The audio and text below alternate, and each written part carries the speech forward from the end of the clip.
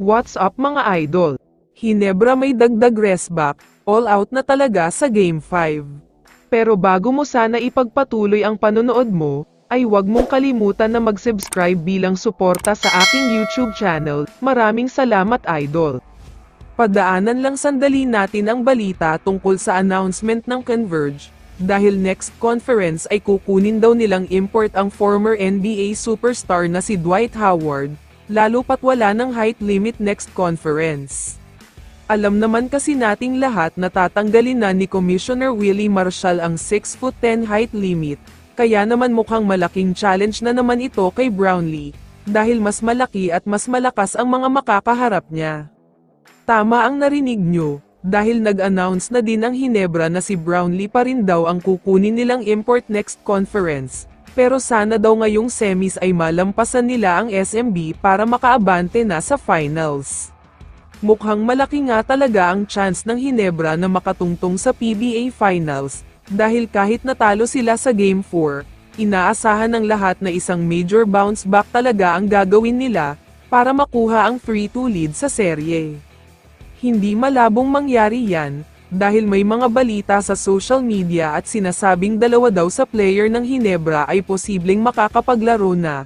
Balak nga daw ng Hinebra na gawin silang panggulat para masira ang game plan ng SMB.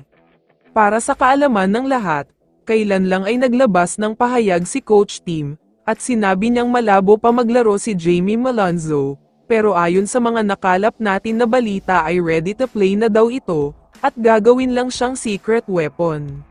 Kaya naman kung napapansin nyo ay present siya kada game, wala pa yatang laro ang Hinebra ngayong playoffs na hindi nanood si Malonzo sa mismong venue.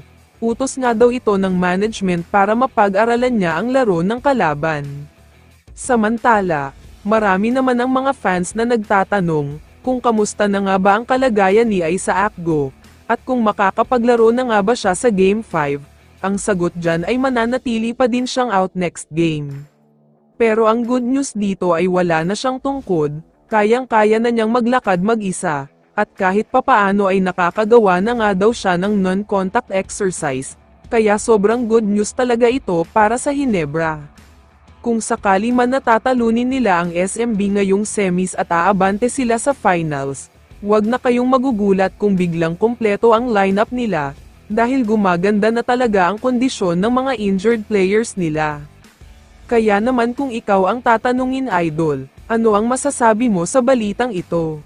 I-comment mo naman ang sagot mo sa tanong na ito. So dito na nagtatapos ang video na ito. Maraming salamat sa pagsuporta at panonood mga idol. Ingat at bye-bye.